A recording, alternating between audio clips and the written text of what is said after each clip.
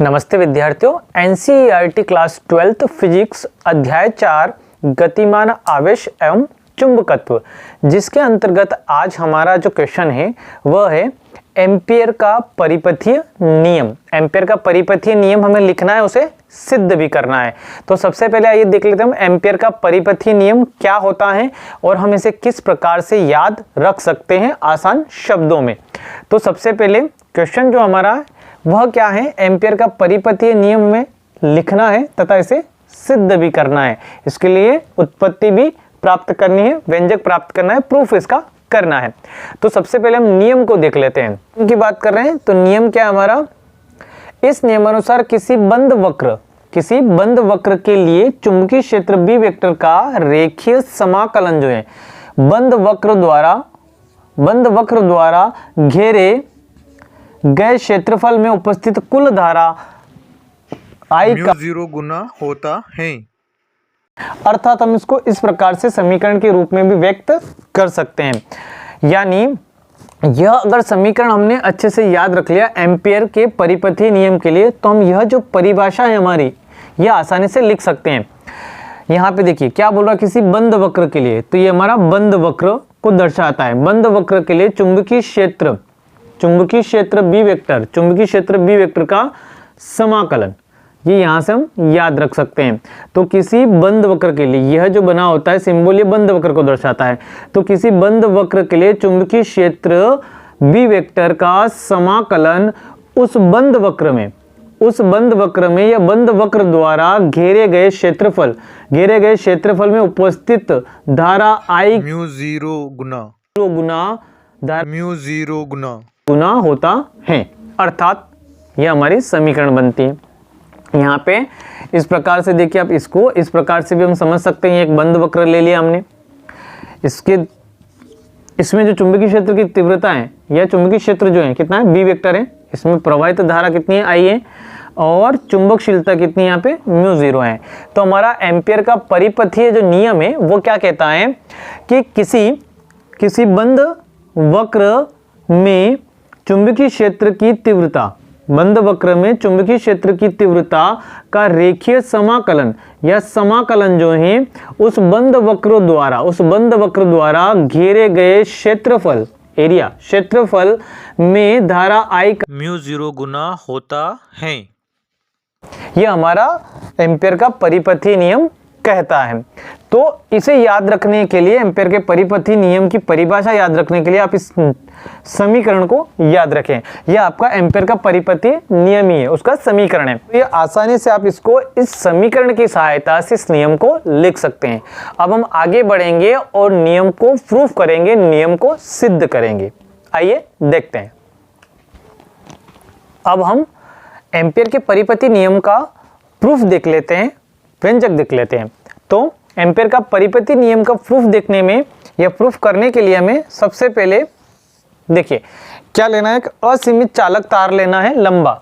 तो यहाँ पे हम लिखेंगे असीमित लंबाई की एक रिज्जुरेखी चालक XY की कल्पना करते हैं हम। एक लंबा रिज्जुरेखी चालक हमने ले लिया XY, जिसमें I विद्युत धारा प्रवाहित हो रही हो। यहाँ पे हमारा चित्र भी बना हुआ है, I धारा प्रवाहित हो रही हो। तब चालक से R दूरी पर, यह जो चालक है इससे R दूरी पर स्थित किसी बिंदु P पर चुंबकीय क्षेत्र की तीव्रता कितनी होगी, B बराबर μ0 I 2πr। ये चुंबकीय क्षेत्र की तीव्रता का जो सूत्र हमने पहले प्रूफ कर लिया है। तो इस प्रकार से एम्पियर के परिपथीय नियम को प्रूफ करने के लिए मान लेते हैं असीमित लंबाई का एक चालक है हमारे पास XY, जिसमें I विद्युत धारा प्रवाहित हो रही है। तो उससे R दूरी पर विद्युत धारा प्रवाहित हो रही, तो वहां जो चुंबकीय क्षेत्र उत्पन्न होगा उससे R दूरी पर किसी बिंदु P पर हम क्या करते हैं, चुंबकीय क्षेत्र की तीव्रता ले लेते हैं इतनी। इसको हमें क्या करना है, समीकरण नंबर 1 नाम दे देना है। अब चालक के चारों ओर चुंबकीय क्षेत्र बल रेखाएं सकेंद्रीय वृत्तों के रूप में होती हैं। यह जो हमारा चालक XY है, इसके यहाँ पर सकेंद्रीय वृत्तों के रूप में विद्युत बल रेखाएं होती हैं। ये देखिए चालक के चारों ओर चुंबकीय क्षेत्र बल रेखाएं या विद्युत बल रेखाएं, चुंबकीय बल रेखाएं सकेंद्रीय वृत्तों के रूप में होती हैं। अतः आर त्रिज्या के वृत्त के चारों ओर, यह जो आर त्रिज्या का वृत्त हमारा बन रहा है, आर त्रिज्या के वृत्त के चारों ओर क्षेत्र बी का रेखीय समाकलन करने पर, तो अब हम क्या करेंगे, इसका रेखीय समाकलन ले लेंगे जैसा कि नियम के अनुसार हमारा होता है। ठीक है, तो हम इसका रेखीय समाकलन ले लेंगे।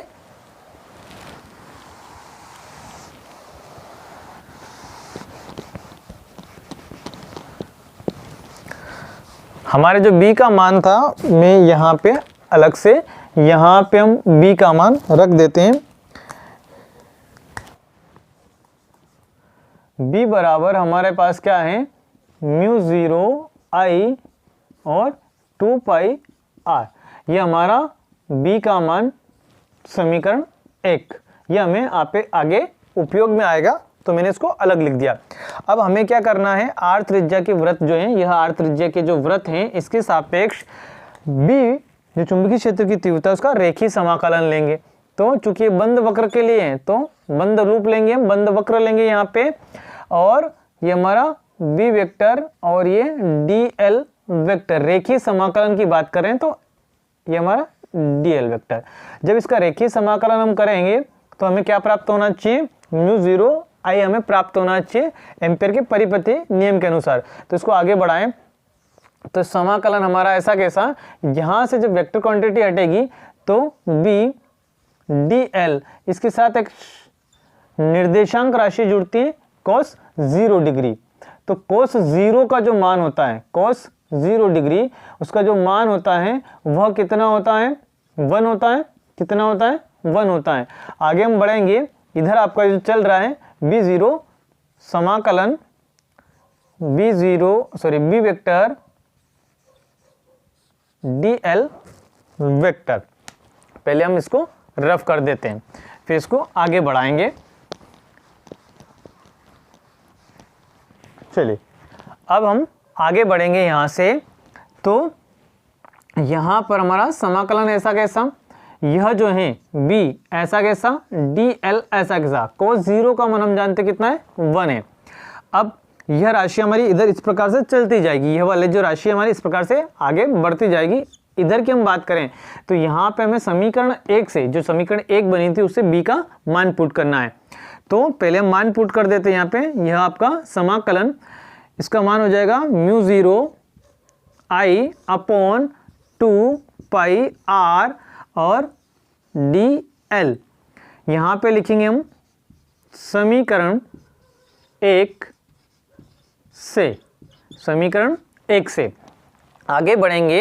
इधर वाला पद भी हम साथ में लिख लेते हैं, b बराबर समाकलन b vector dot dl vector.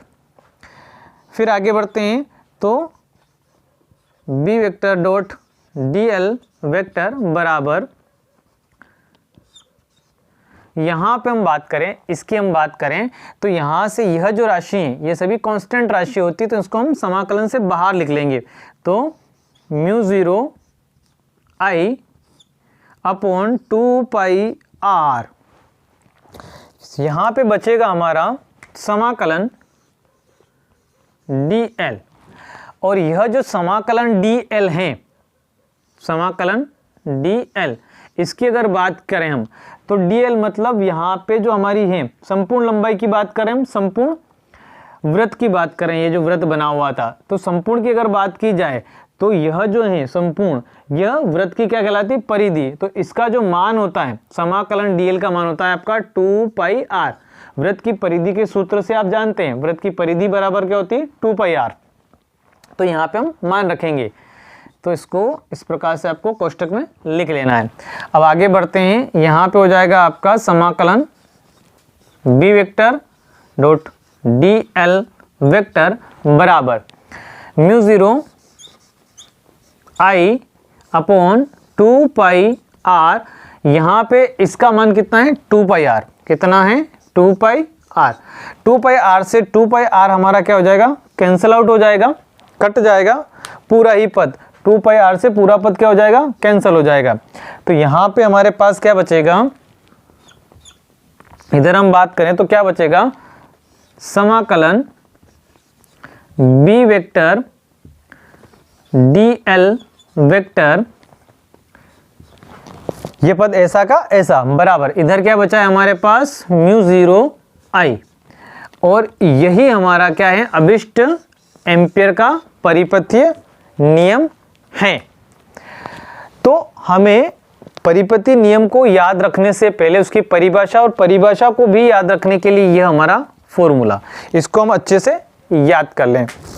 हमें जब भी किसी भी व्यंजक को करना है तो उसके चित्र को और उसके समीकरणों को अच्छे से याद करना है, और जब भी हम कोई व्यंजक करें तो उसे कम से कम 2 से 3 बार हमें रिवाइज करना है और अच्छे से उसे लिख लेना है, ताकि वो हमारे आगे लंबे समय तक हमें याद रह पाए। यह जो नियम हमने किया है यह केवल बंद लूप के लिए ही नहीं, बाकी सभी परिपथों के लिए भी सत्य होता है। आई होप आपको व्यंजक समझ में आया होगा। यदि आपको व्यंजक समझ में आया है तो आपको वीडियो को लाइक करना है, शेयर करना है, कमेंट करना है, तथा यदि आप मेरे यूट्यूब चैनल पे नए हैं तो चैनल को सब्सक्राइब जरूर कर लेना है, बेल आइकन को प्रेस कर लेना है, ताकि इस प्रकार के वीडियो आपको मिलते रहें। धन्यवाद।